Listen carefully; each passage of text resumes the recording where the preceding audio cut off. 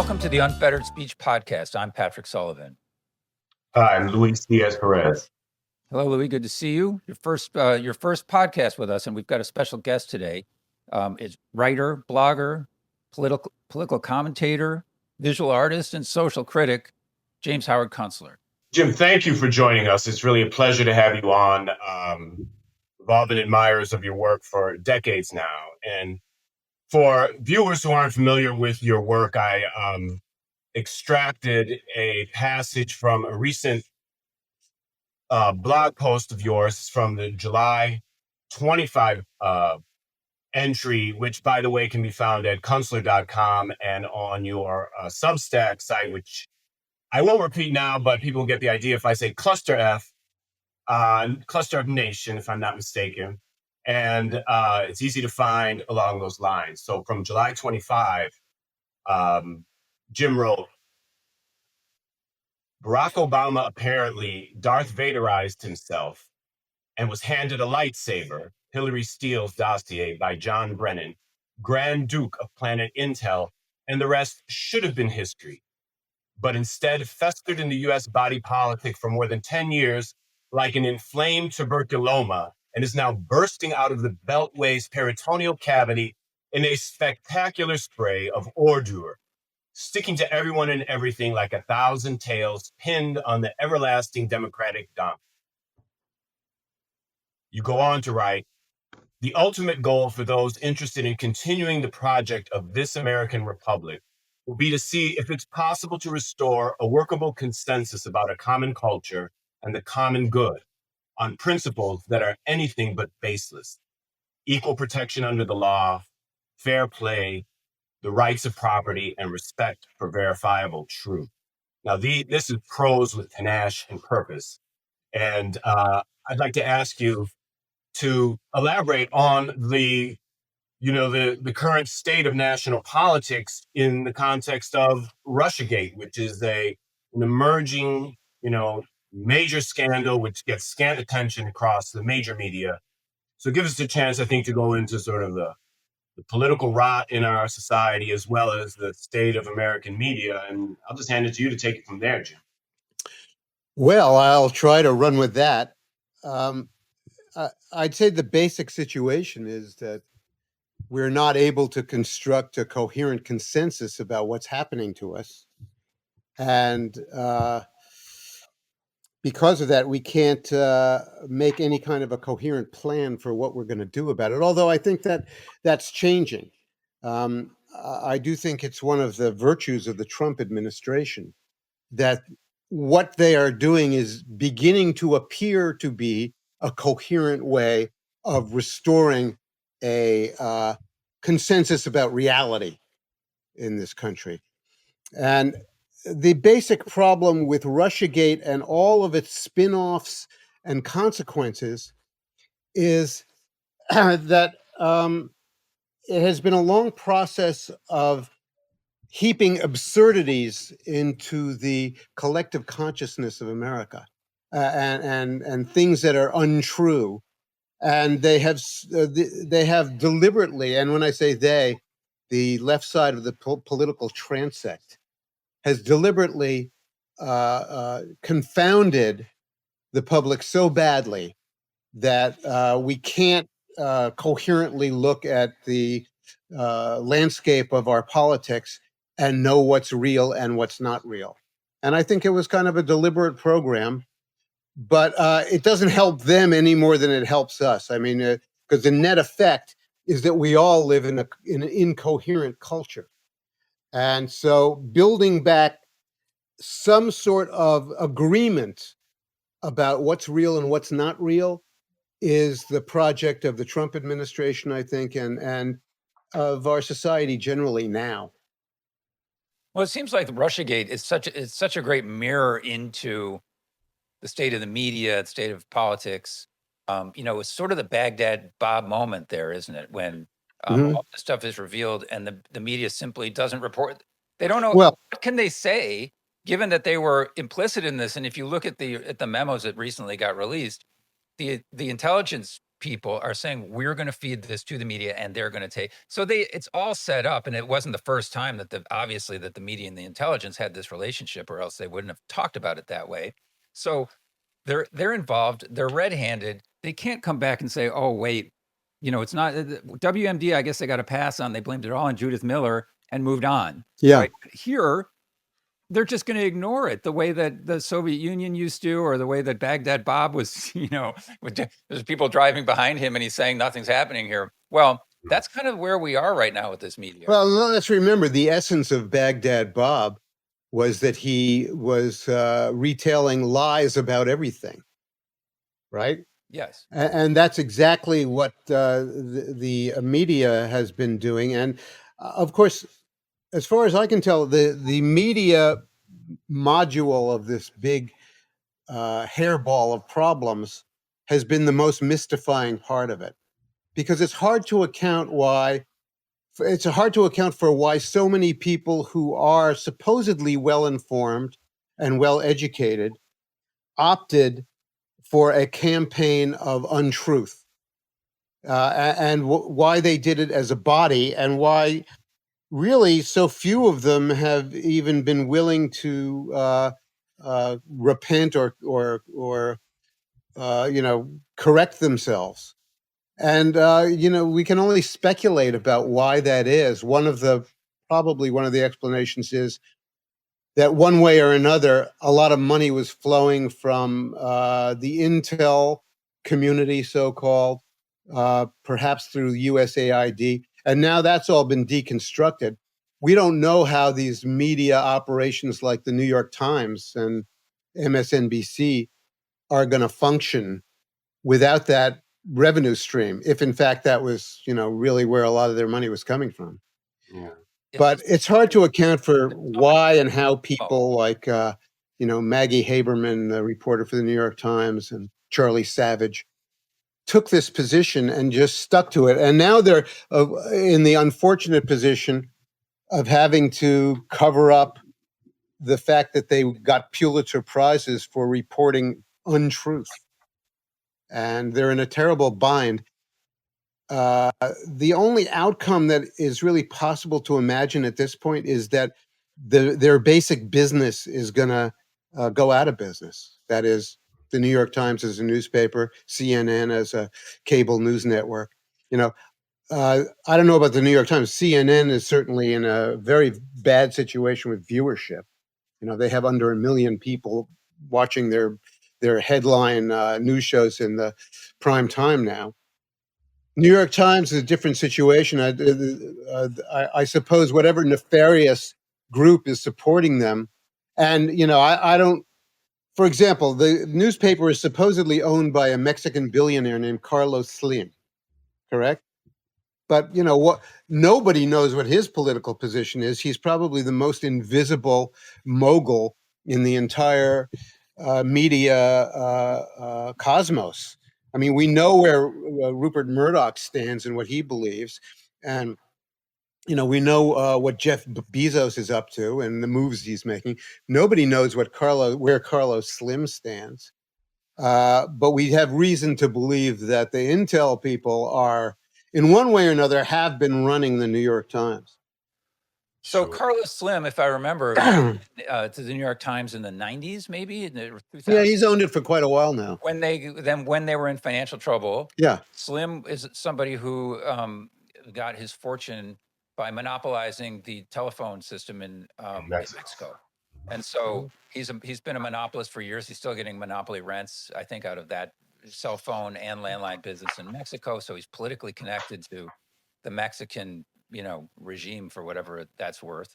Whatever it is, for whatever it actually is. Right? Nobody knows how cartels operated in Mexico with impunity for years with all that cash. Of course, all that cash has got to touch the government at some point, but nobody ever talks about it. So, but anyway, so he's a very well-connected guy, let's put it that way, and close to the Sulzbergers now, obviously. So, yeah, apparently. Yeah, The former owners of the New York Times. For this whole media, it might just be that this is not a bug. We keep, we somewhat older folks, let's say, keep we're like a girlfriend that doesn't understand they've been broken up with, right? We're like, why isn't the media reporting? Why aren't they saying this thing?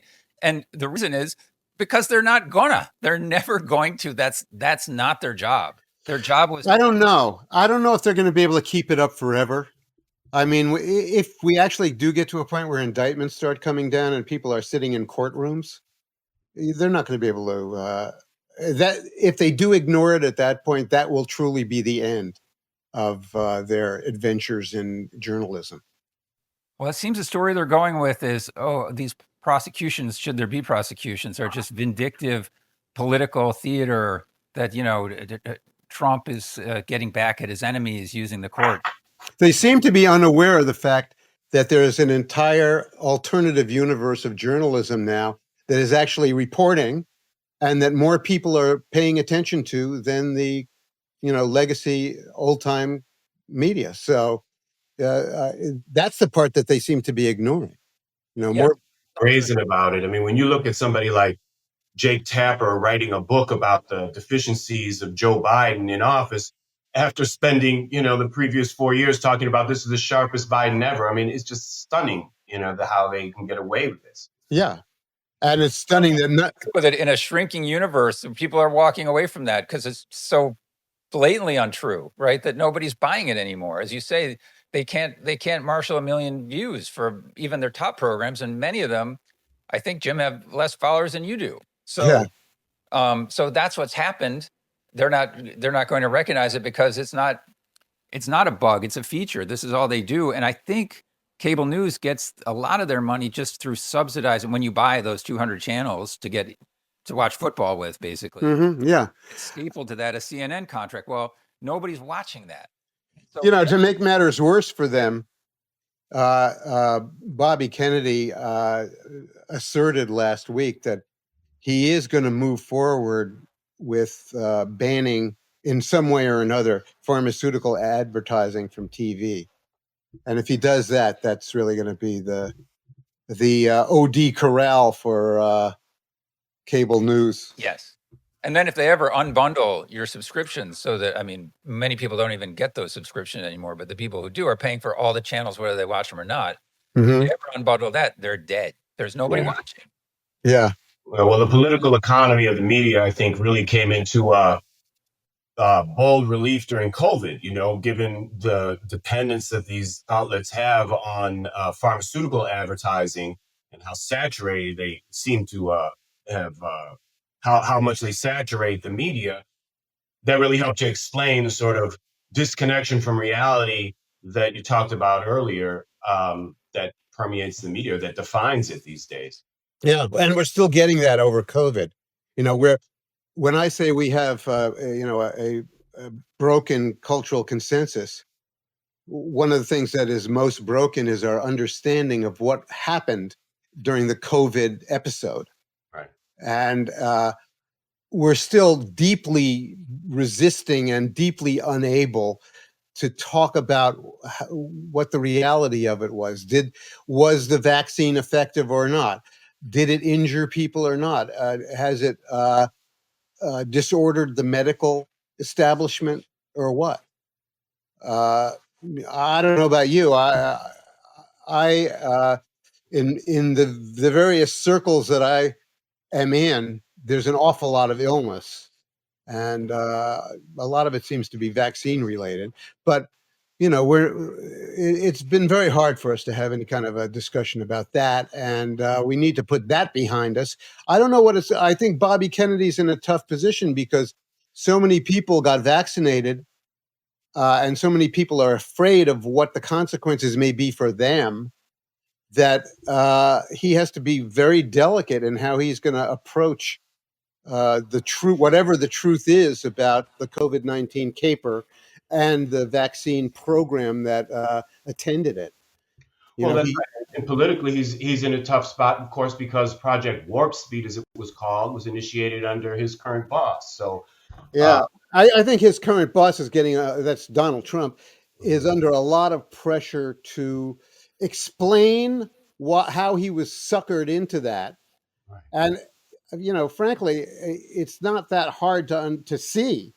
if you were watching, what was happening when he was in the COVID-19 White House team, whatever they called that team with Fauci and Deborah Birx, Yeah. obviously uh, he was being sandbagged.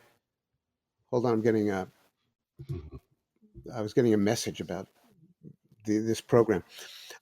He was obviously being jerked around by a room full of people who were at the time eminent scientists and uh, uh, political performers. And he was, if you really go back and look at those recordings, you'll see how physically uncomfortable he was listening to what they were saying. Yeah. Like he didn't want to be in the room.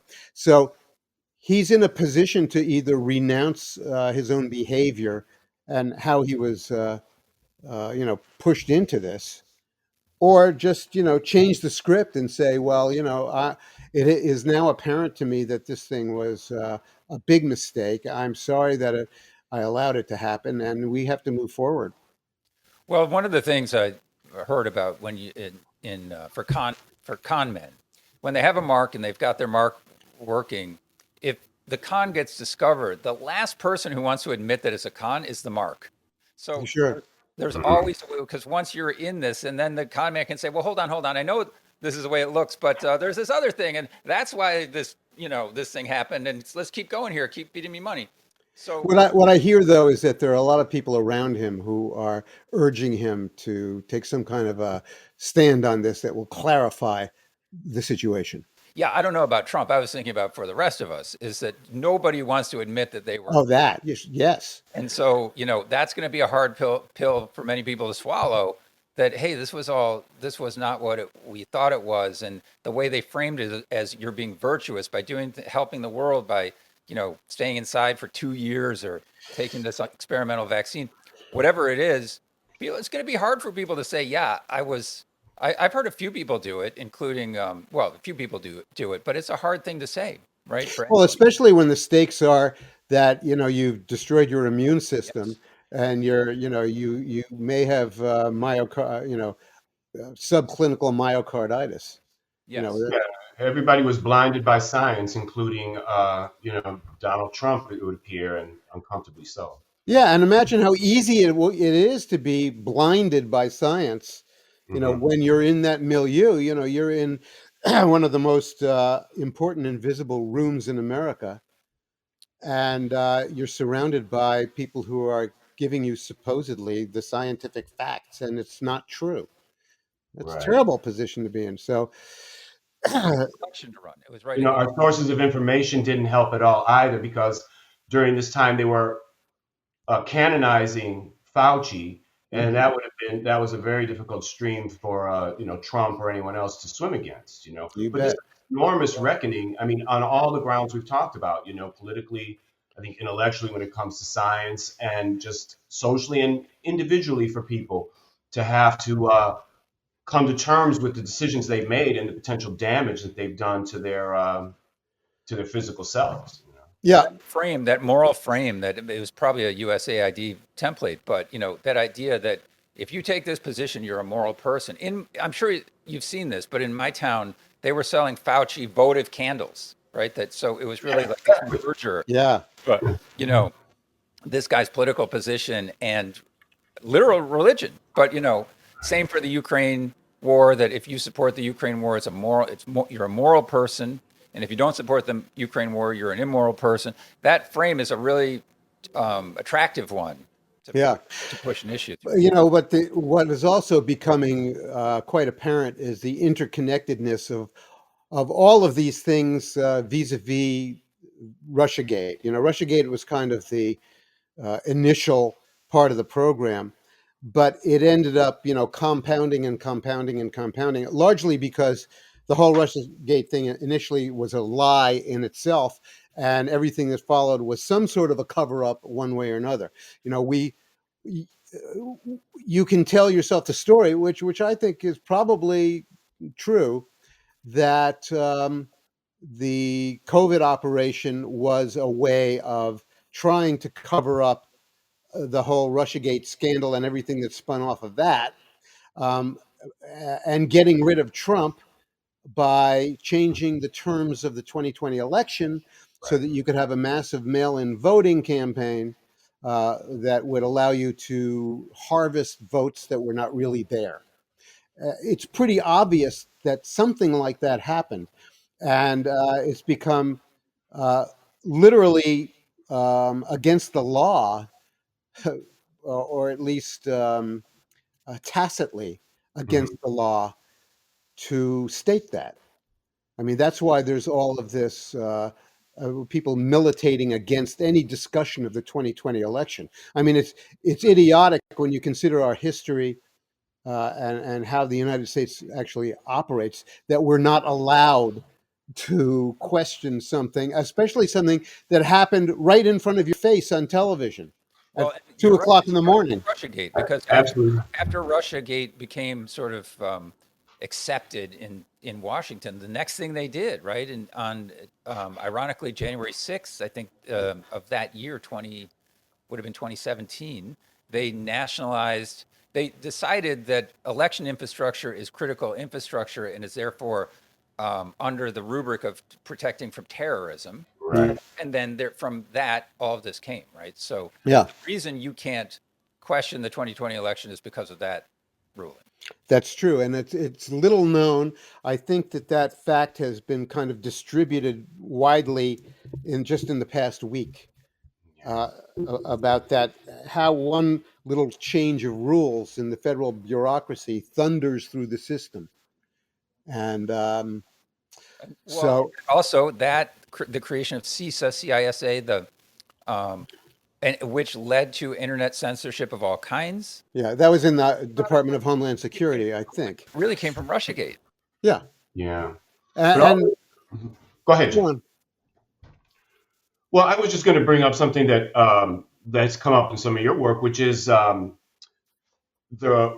Matthias Desmet's thesis on mass formation psychosis. I mean, all this kind of feeds into that, and I think it makes it all the more difficult to arrive at a reckoning, or at least initiate a process that would lead to some sort of reconciliation with the truth. Pardon the implications of that, political implications of that expression. Otherwise, if we're not coming to terms we're not coming to terms with COVID, what happened there. We're not facing reality when it comes to politics. And then I'll just throw another layer of this, which is the Ukraine war, and people walking around under the belief that, this was an unprovoked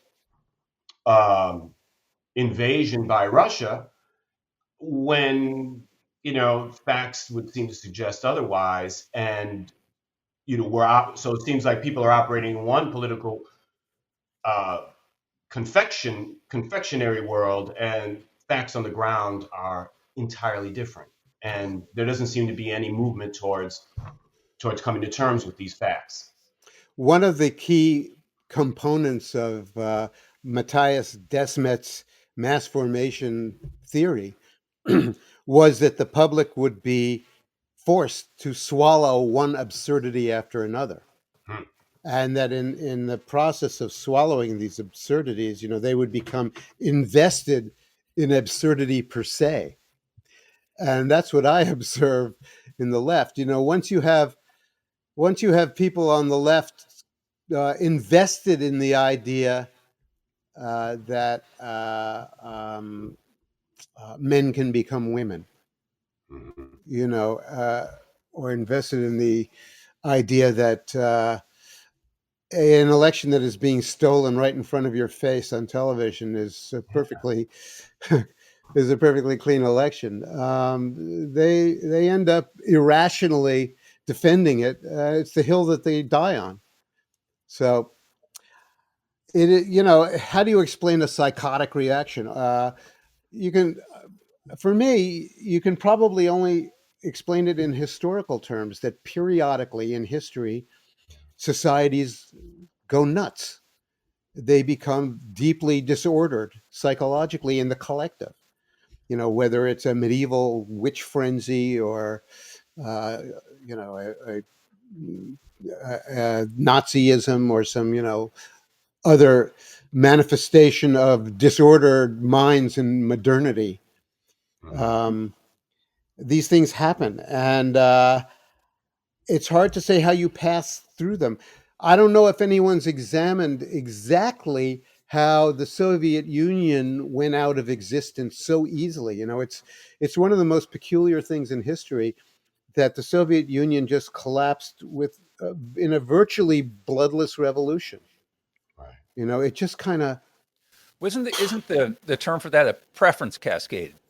That I don't know that term, but it's in there's got to be a good term for it, and that sounds like a good candidate. So basically, it's at the end of Emperor's New Clothes, or at the end of World War II in Germany, whatever pick the witch trial, whatever you want to Yeah. choose, people go crazy all at once Hmm. when they realize that something's not right. They drop off one at a time, and slowly, and it just happens, and before long, nobody's there anymore, right? Yeah, well, that phenomenon is sort of like the slowly and all at once financial. The analog is the financial model for that. So in a preference cascade, basically everybody, it's at some point in the cycle, everybody is saying something that they know is not true, but they're saying it, because they don't want to get in trouble. And then they start whispering to their friends, I'd never say this in public, but you and I are good friends. Let me just tell you, I'm not sure I believe this thing. And then if they get the right response from that person, now you've got a co-conspirator. And eventually it builds that way. And then everyone just says, you know what, screw this. I'm not saying that anymore. And it happens, people start dropping off. And so that's how these psychoses end, very quietly, because again, you don't want to. I mean, how many people in France were in the resistance? Everybody, right? So, but that wasn't true at the time. So that's how it happens. And eventually, I think if we get to a safer, happier place, people will say, "Well, I always that's what I always believed," right? Hopefully, Yeah. get there. But there just seems to be so much institutional investment in irreality, particularly the sort of mass scale at the national level. Seems like it's akin to like having a battleships turn around in a bathtub. I'm just not quite sure how and what are the elements that are going to move. Granted, on the individual level, I think that's likely to take that's taking place, but we're talking about enormous institutions and great interests that are so far seem utterly resistant to change and to reform. Yeah, I think that that's a very important point. That the institutional resistance, the inertia that's involved in that is really something. But it seems to me that that's one of the things that the people around Mr. Trump are doing very cleverly, is that they are going at that institutional resistance at exactly the right points of weakness. Like one of the most important things that they did in the last 200 days was going straight to USAID and beginning to disassemble the racketeering operations that USAID represented. And they also represented in the course of this racketeering, a tremendous money flow to the Democratic Party and particularly to its foot soldiers and its kind of non-commissioned officers, the people who were leading the operations. And each little NGO was providing huge numbers of salaries to managerial or sub-managerial class of wokesters, and the foot soldiers who would go out and do the ballot harvesting and the rioting and all that stuff. And they really were clever to go for that and disassemble it. And that has become an enormous problem now for the left because they can't pay their foot soldiers anymore. And many of their foot soldiers are not interested in doing those activities if they don't get paid. They've also, they had this tremendous problem. We have this tremendous problem as a society, is all these people who have been trained in the colleges for managerial roles in their society, for whom there are not sufficient managerial positions. Right. And so the USAID helps solve that problem in a way by providing really well-paying jobs for a lot of people being churned out of the universities and the grad schools who otherwise wouldn't have had a job. And, they were getting paid six-figure salaries so they could live in, Northern Virginia and Washington and live well enough, to be middle class. And yet they were people who were doing absolutely nothing of value to society. So that's all been cut off. Another important move was something that Mr. Trump did last week, where he did an executive order saying that the heads of executive agencies could decide whether grants to any project at all were working, whether they were worthwhile, whether they should be continued or discontinued. So those decisions can now be made by the agency heads, and not they don't have to go through any kind of complex and drawn out congressional process to Mhm. defund them. In a way, what I'm saying is actually he's found a mechanism for defunding a lot of useless activity that did nothing but nourish some of the more pernicious elements in our politics. Yeah. So they're going about this smartly and in a lot of ways, and they're doing it in by keeping their opponents off balance and coming up with a new way of depriving them of oxygen every week. And, pretty soon, I think we're going to see that cascade of that preference cascade of people saying, well, I'm not getting paid for this anymore. And these ideas I've been espousing are stupid. And my whole program has been a mistake and a failure. Now I'm going to do something useful.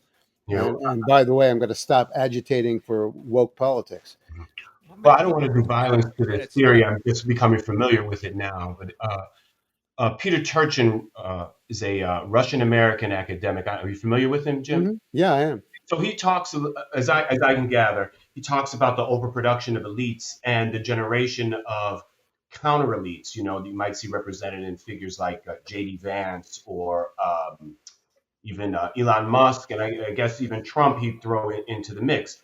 So you have all these sort of professionals trained up, people who are gaining access to wealth and economic status through the professions. He points to the legal profession in particular, and we sort of overproduce lawyers. I guess now 25% of people with law degrees are unemployed, I think is more or less what he came to. So where does this sort of layer of, well-trained people go? They no longer can really see the validity of their investment in the system. So do they join Trump? Do they, where do they go? And for him, this portends a very sort of revolutionary situation. Yeah, I think that a lot of them, the outlet for them, I think for a significant proportion of them, Mhm. percentage of them, is going to be radical politics. I mean, and basically, radical left, socialist, communist, disassemble the capitalist scaffold kind of politics. And that's very unfortunate. And it's, one of the reasons that Mamdani seems to be doing so well in New York. And, and people like him are sprouting up elsewhere in Minneapolis. And, Karen Bass is already established and elected in LA. And, their politics are tremendously damaging. And, there it is. I think you're right. That I don't think that a certain percentage of them, a small percentage of them, may migrate into conservatism or traditionalism or some sort of political belief system that has its head screwed on properly. Yeah. Well, one of the What issues. will it take is sort of for the middle class to see that perhaps some of its interests lie with people that are below them in the social ladder. I think they've always been looking up and managing up and seeking up, and their interests may lie, in. Well, when the middle class is struggling as desperately as it is now and sinking, I mean, you say that, when they're rising, they identify, they think they're all going to become tech billionaires themselves, Right. you but when they're sinking, they start to identify with the sinking class, the sunk classes. So that I think should be expected and uh, remains to be seen how successful they're going to be. I do think that on the macro level, Yeah. we're seeing much larger economic forces that probably in one way or another represent a contraction of activity, of economic activity, a flight away from the prosperity of the 20th century and the early 21st century. And I think that this is going to be the macro picture, that it all tends in the direction of collapse of one kind or another. And that may be the main source of apprehension and anxiety that spurs the political movements that Desmet talks about in the mass formation theory of politics. Because, at the kernel of that is supposedly is this some sort of anxiety, widespread generalized anxiety that is driving political madness. And what I tend to believe is that is the apprehension that this techno-industrial society is reaching a kind of an endpoint, despite all of the, sci-fi window dressing that we're being treated with today. The AI and the space travel and going to Mars and neural implants and unbelievably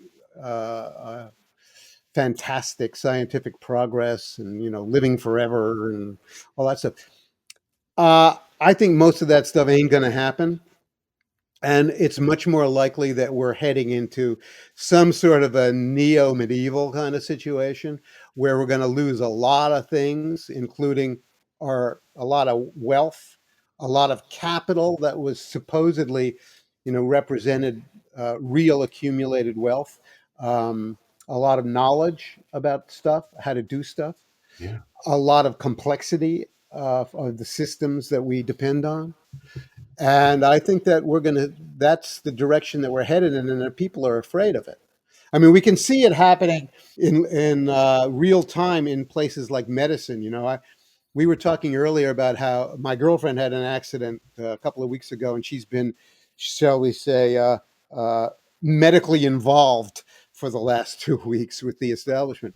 The condition of the major hospitals in my region, which is a fairly wealthy region in America, is unbelievably appalling. They are so chaotic. They are so understaffed. There are so few doctors left that the system is just barely being held together with baling wire and duct tape.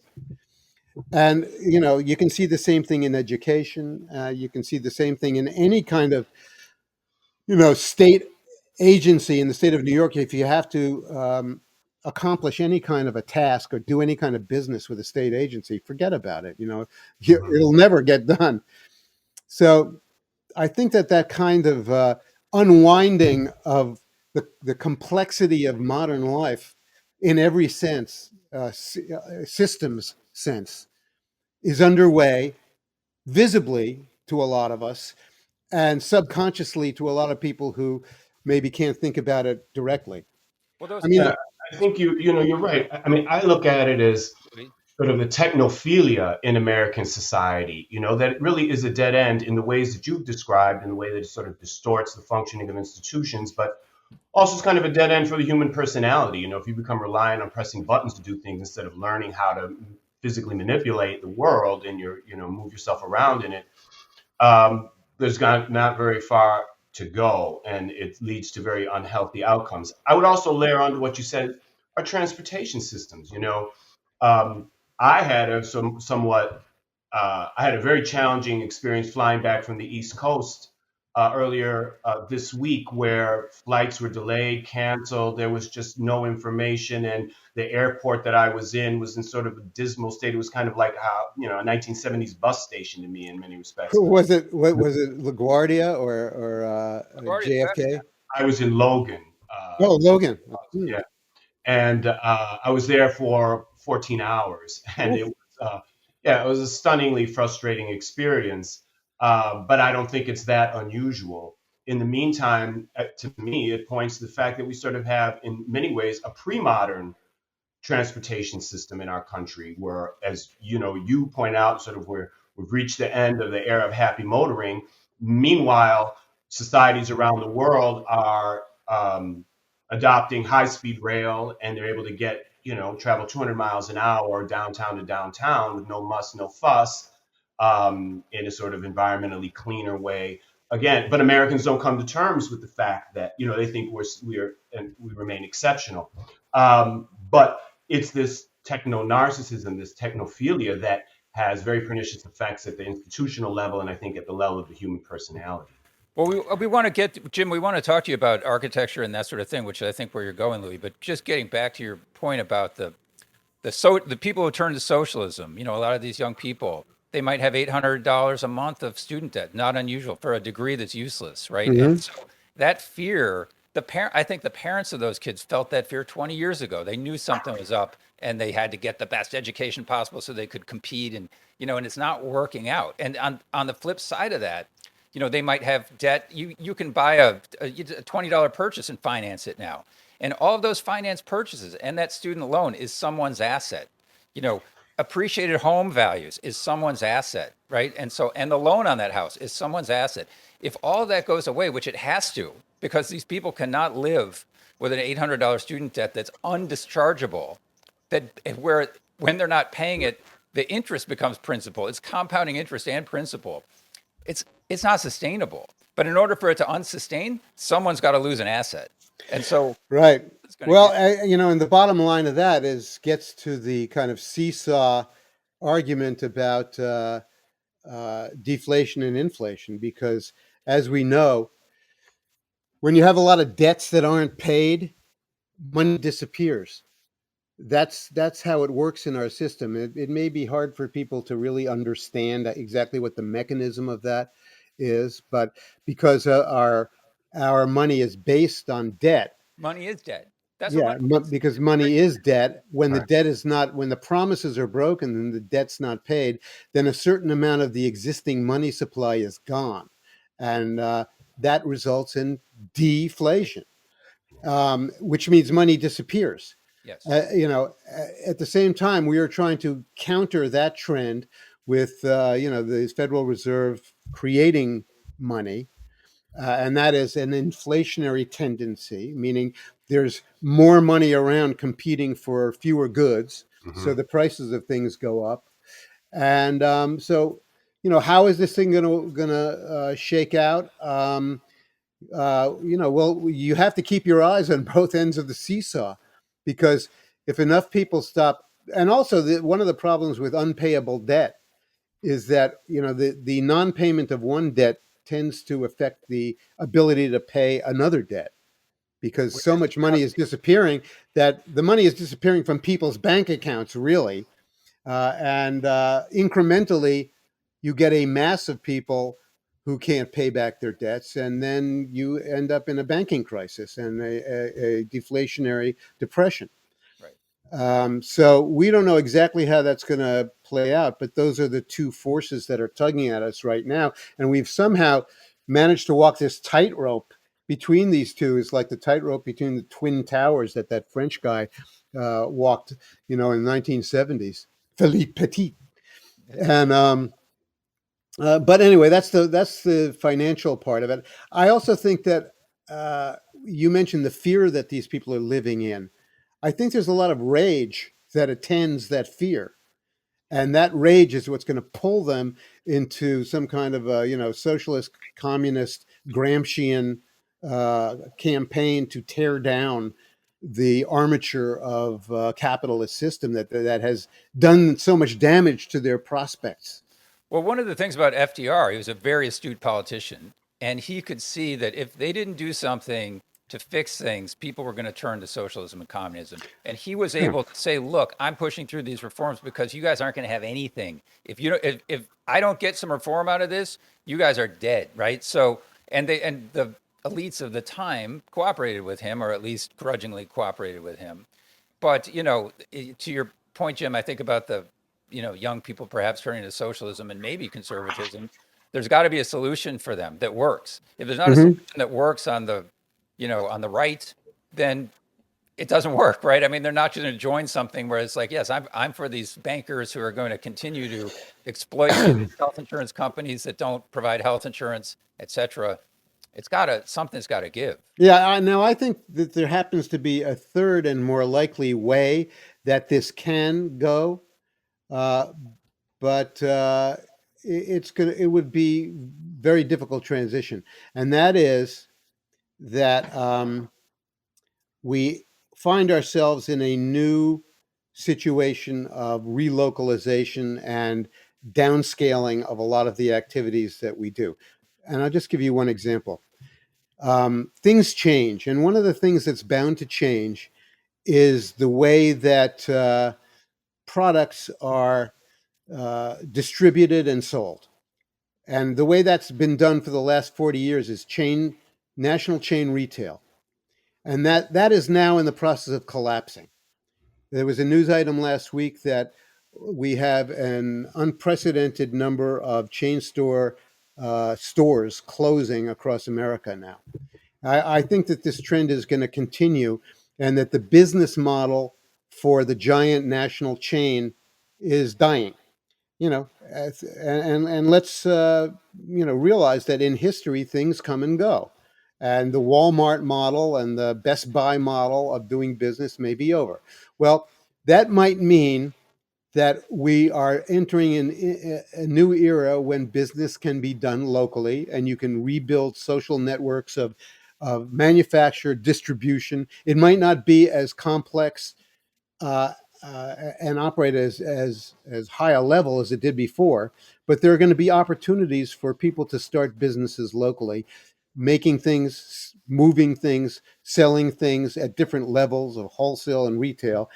And that's the model that the United States actually operated on for most of its history, was small business and local networks of distribution, regional networks of distribution, jobbers, warehouses, local warehousing.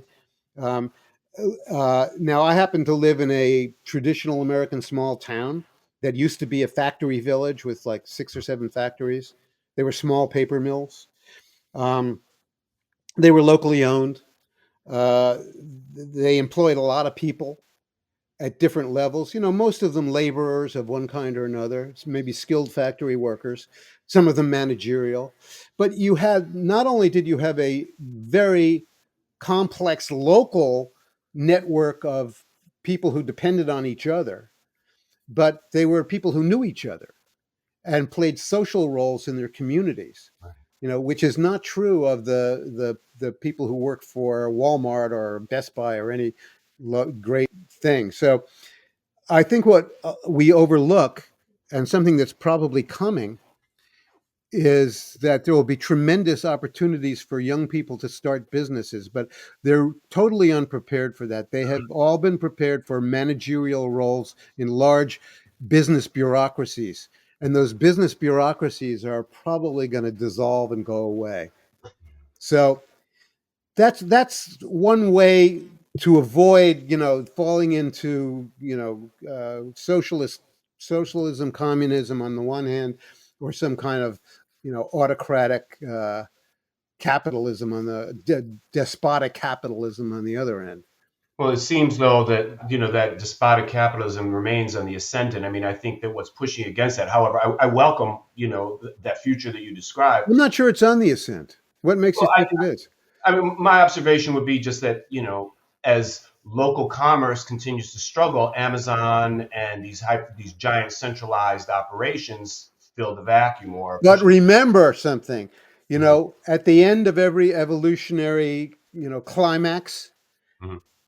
the animals reach the largest size that they will ever attain, like those giant land mammals of Central Asia, the Baluchitherium, Right. from the end of that geological era. They were the largest expression of the giant land mammals of the Megafauna. Yeah. megafauna of the Pleistocene era, whatever it was. Um, and they're gone. And I Mhm, think that you could say exactly the same thing about Walmart and Amazon. mhm. They Well, hopefully they find they go the way of the dinosaur, at least to give way to more localized expression and more For localized for example, one of the things that is really a problem is the collapse of the trucking industry. It's an ongoing silent collapse that, activity. most of civilian America is not paying attention to, because they have nothing to do with trucking, and all they do, they're the end user of what the product is that lands on the shelf that comes off the truck. But the trucking industry is in tremendous disarray in America, and these chain stores can't operate without a robust, profitable, working trucking industry. So, what lies beyond that? Well, we're going to find out. Well, that's just what I was getting at earlier with respect to sort of our pre-modern transportation systems. We're relying on interstate highways that are crumbling, and modern alternatives are being ignored. Yeah, and by the way, you just mentioned something. It's interesting that you said that because that's only one component of the complex system that trucking depends on itself. Trucking depends on the good health of the interstate highways. Mm-hmm. And if they're not properly taken care of, the truckers are going to break axles and they're not going to be able to, operate. The trucking system itself is full of problems. Some of them regulatory. Like in California, where I think they passed a law that said something like, "We will not allow you to do trucking business unless your truck is less than 5 years old," or something like that. Which means that all these people who invested hundreds of $1,000s in a semi, who are independent truckers, who are paying mortgages on that semi the way they would for a house, you know, well before the mortgage period is over for that thing, for that truck, they're not able to run it on the California highways anymore. It's insane. So there are whole complexes of battles that are being fought and problems that uh, seem to be insoluble that are really going to wreck the trucking industry as we know it, and that'll begin. That will join with the ongoing collapse of national chain retail, and we'll have to do it different. We'll have to find a different way to do it.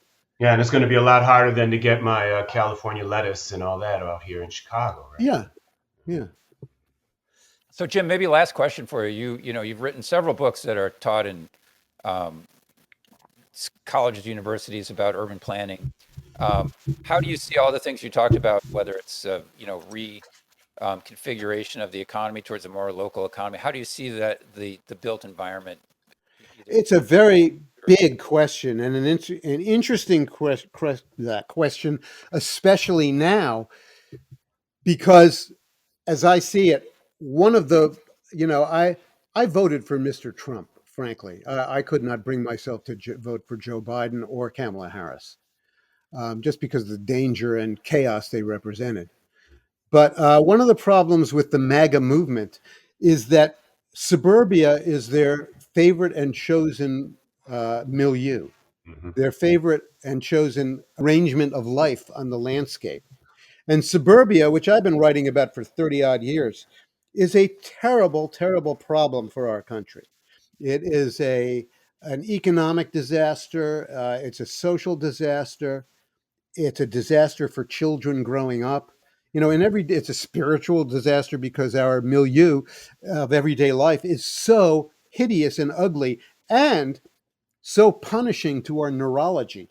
It makes us feel bad to be on these six laners surrounded by muffler shops and taco joints. It is just very unpleasant to your wiring to be in that kind of place. And the whole way that it's arranged with single use zoning and you have to drive everywhere, driving is mandatory. All of that is hugely problematical. And I don't know how the conservatives, the MAGA movement, are going to disconnect themselves from their investment, as Louis would say, uh, in the institution of suburbia. Because, I've been an advocate of traditional urban design and town planning. I've been associated with the new urbanist movement to reform the way we develop the human habitat in America and for a return to the traditional town and relationships within them. And the MAGA movement's investment in suburbia is a huge obstacle to getting back to that. Although I think because history tends to be emergent and societies self reorganize according to the forces that are compelling them to act in a certain way, I think it'll happen anyway. But I hope that the traditionalists, the Republicans, the MAGAs don't become a roadblock to that. And I'll give you one example of what a problem that is. Um, Lewis, you said a while ago, that cell phones were just a tremendously destructive thing. And you used a particular image of people finding their way in the world, right? Yes. Well, wayfinding, as it's called, wayfinding is one of the most important modules of the development of children. And there's a period in their life, between the age of about 7 and 12, where they really have to develop their wayfinding abilities. And what that means literally is, how do I get from point A to point B in my habitat? How do I how can I be responsible for managing my own physical self in this setting? How do I get from the school to the clarinet lesson on my own? How do I get to a store where I can buy a candy bar without the intervention of mom driving me in a car? And so, one of the great problems of suburbia is it's destroyed children's wayfinding phase of life. They are completely reliant on the family chauffeur, mom, to take them from one place to another. And I think that a lot of the problems we associate now with the overuse of the cell phone, spring from the fact that they don't go through this stage of development. And in fact, the only wayfinding device that's left for them is in this little box that they carry around with them, not in their interaction with their actual environment. So, that's just an example of something we haven't reckoned with, and there's no coherent discussion in our culture about how that is reflected in schooling and the behavior of kids in school, and their dating behavior, their developing behavior with the opposite sex. These are all very important questions, and the suburban matrix is destructive of all of that. And that's only one part of it. I mean, its destructive effects on adults is equally powerful and operates in some different ways. Right, but it all goes to stunting the human personality. People can't That's right. flourish in an environment like that. That's the bottom line, Louis. So hopefully, we find some sources for reform in society and in our culture. But there are enormous problems that really seem intractable that we're going to have to overcome. I do have to just acknowledge, though, that to an extent, the internet it's a double-edged sword. I mean, it gives us the benefit of being able to talk from right now, but I think our over reliance on it is really is a major part of the problem. And these systems are designed to make you reliant on them and to saturate your life. And that is, and we just have. I don't think we're capable of finding the balance. Well, it's odd. When we have all of this abundance of internet connectivity, and yet I'm not convinced that the national discussion is any better than it was when we were doing the same thing physically together in a conference or a symposium or a meeting. That Oh yeah, I and think all of that's been abolished by the Zoom. Right, and a lot of it encourages very brief interactions or brief idea. So people scroll and they're jump from one idea to the next, and nobody sinks into anything, whether it's a book or an idea anymore. Well, extremism too is in online. Extremism gets you attention. In person, you moderate so that you're not offending the people you're standing next to. So it's a little bit different type of interaction. Yeah. But we should wrap up. We've taken a lot of your time. We really appreciate everything you've done. This is a free speech podcast, and we think of you as a really an independent voice that is an important one on a lot of subjects. So Thank you very much. Your time, and we'd love to have you back to talk more. Where can people find you? Louis mentioned, and by the way, we're not prudes. It's just our producer has told us with the algorithm, you say the F in Cluster F Nation, and that gets you, downgraded when you're a new podcast. So, but where can people find you? I know you've got a lot of irons in the fire. My blog comes out at kunstler.com, which is on Substack, the whole website. Comes out every Monday and Friday morning before 9:30 in the morning Eastern time. I always put it up. I never miss a blog. And my books are all on the book department of my blog. And that's how you find me. And I have a new book coming out in November, although it is not about most of the things that we're talking about. It's a novel set in 1963, the week of the JFK assassination, and it's about a 12-year-old boy. And that's what I'm doing at the moment. And there you have it. What's the title of the book? Look, I'm Gone. Hmm. It's coming Look out. forward. It's coming out in November. I'm offering advanced reader copies to anybody in the alt universe of journalism who might want to do a book review. My email address is on my website, jhkunstler@mac.com. You can apply to get a free advanced copy book. And that's where my activities are at the moment. Outstanding. Well, it's really a great pleasure speaking with you today, Jim. It was fun to meet up with you guys. Louis, you made some excellent points. Both of you guys made some excellent points on your own, and it was a pleasure to actually have a really intelligent discussion with you two. Oh, thank you. Thanks so much, Jim. We'll talk soon. Namaste, baby. All right.